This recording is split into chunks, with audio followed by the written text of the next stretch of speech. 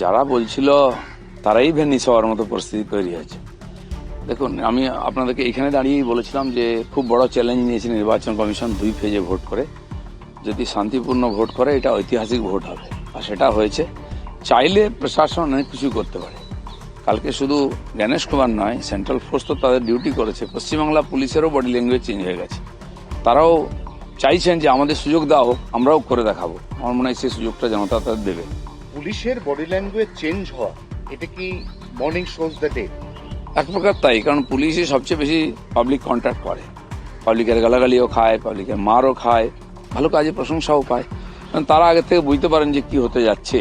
তা নাহলে একজন সাধারণ পুলিশ অফিসার যেভাবে কার্তিক বাবুকে চমকাচ্ছিল, মানে সোজা কথাটা সোজাভাবে বলছিল, এইভাবে পিঠ সোজা করে কথা বলা পুলিশ আমরা বাংলায় দেখিনি। এটা খুব ভালো লেগেছে আমার।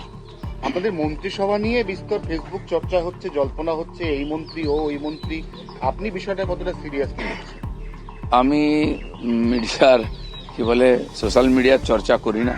আমার প্রোগ্রামের খালি ছবি দিই, সেজন্য সোশ্যাল মিডিয়ায় নেই, আমি ফেসবুকে নেই, ফেস টু ফেস সবসময় থাকি। তো কিছু লোক আছে সোশ্যাল মিডিয়াতে সরকার তৈরি করে, ভাঙে, মিনিস্ট্রি তৈরি করে, প্রত্যেকবারই হয়। তাদেরকে একটু মাথা কাটাতে দিন। এমনি অফ দ্য রেকর্ড আপনার পছন্দের মিনিস্ট্রি কোন দপ্তর? আপনি কোনটা সবসময়? আমি তো সরকার চাইছি, মিনিস্ট্রি নয়। আগে সরকার হোক, তারপরে মিনিস্ট্রির কথা হবে। আর এখন পশ্চিমবাংলার মানুষ সরকার পাল্টাতে চাইছে। দেখছেন না, কাল থেকে আবহাওয়াই পাল্টে গেছে কিরকম। সরকার তো পাল্টাবেই।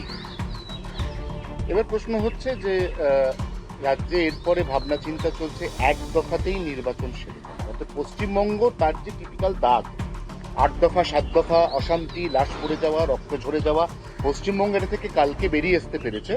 এবার পশ্চিমবঙ্গ নির্বাচন কমিশন তারা একটা ভেতরে ভেতরে পরিকল্পনা করছেন এক দফায়। যদি 8 বার থেকে 2 বারে আসে, একবারেও হতে পারে। প্রশ্নটা হচ্ছে যে এবারে অনেকে বলছে এত ফোর্স। আপনি ভাবুন, গতবারে 8 বার হয়েছিল, এই ফোর্সকে ঘুরিয়ে ঘুরিয়ে দেওয়া হয়েছিল। তো 8 গুণ ছিল ফোর্স। তাহলে হিসাব করুন, আপনি যদি 1 লাখ ফোর্স এসে থাকে, তো 8 বার ডিউটি হচ্ছে 8 লাখ হয়ে গেল। এবারে তো 2 বার হয়েছে, যদি 2 লাখ ফোর্স এসে থাকে 4 লাখ হয়েছে, আধা হয়েছে। পশ্চিমবাংলার এই ইমেজটা পাল্টানোর দরকার, আর এটা পাল্টানো যেতে পারে, জ্ঞানেশ কুমার দেখিয়েছেন। এখন 4 তারিখ পর্যন্ত নানা রকম জল্পনা হবে, নানা রকম সমীক্ষা হবে, নানা রকম এক্সিট পোল হবে। সেই এক্সিট পোলে কেউ কেউ মার্জিনাল রেখেছেন, এরা 130, আপনারা 150। শেষ পর্যন্ত আপনি যেহেতু বর্ষিয়ান রাজনীতিবিদ এবং খুব মাটি কামড়ে পড়ে থাকে মানুষের সাথে আপনি কন্ট্যাক্ট রাখেন, আপনার ফিগারটা কি মোটামুটি? দেখুন, প্রথম পেজে যে ভোট হয়েছে সেখানেই সংকেত চলে গেছে, এবং ফার্স্ট পেজে 2-3 ঘন্টার মধ্যে টিএমসি বুঝে গেছে তারা হারছে। সেজন্য যেটা আমাদের মাননীয় অমিত শাহ বলে গেছেন, 110টা সিট ট্রেন্ড ওইদিকে ফার্স্ট পেজে আছে, তাহলে আর কটা লাগবে?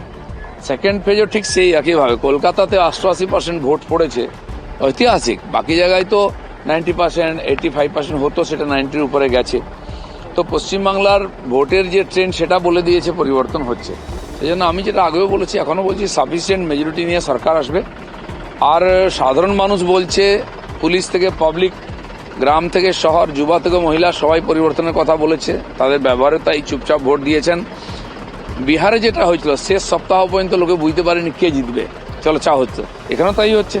আর সেখানে যেরকম একতরফা হলো, এখানকার ট্রেন্ড এরকম, যেদিকে সংকেত গেছে ওইদিকে ভোট এগোবে, এবং একটা ব্যাপক পরিবর্তন হবে, সেটা ভোটের রেজাল্টে বুঝতে পারবে। মানে আমি সংখ্যাটা, মানে আপনার ক্যালকুলেশন, সংখ্যা বলাটা বুদ্ধিমানের কাজ নয়, কেউ বলতে পারেনি। না, আমি বললাম তো সাফিসিয়েন্ট মেজরিটি, যাতে পেছনে তাকাতে হবে না, বুক ফুলিয়ে সরকার চালাতে পারে বিজেপি, এরকম মেজরিটি পাবে। অন্য দল থেকে তাহলে না, প্রশ্নই নেই, ভাঙানোর প্রশ্ন নেই। ভেঙে যদি কেউ আসে তাকে সম্মান দেবো আমরা, আসতেই পারবে। আর শেষ প্রশ্ন হচ্ছে যে প্রচুর সমালোচনা জ্ঞানেশ কুমারকে নিয়ে 2.5 মাস ধরে চলেছে।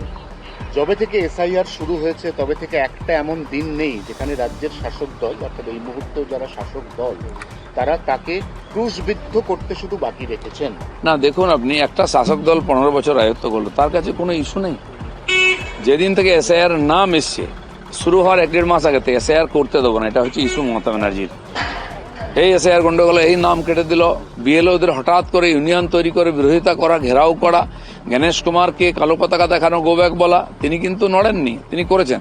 আর কালকে ভোটের শেষ পর্যন্ত সেন্ট্রাল ফোর্স এসআইআর নাম কেটে গেছে, এটাই ইস্যু। এইভাবে কোন সরকার দুয়ার জিতে আসতে পারে? আমার মনে হয় বাঙালির ঘিলু শুকিয়ে যায়নি যে তাকে আবার ভোট দেবে। আমাদের ভিডিও ভালো লাগলে লাইক এবং শেয়ার করুন। কমেন্ট সেকশনে গিয়ে জানান আপনাদের মতামত।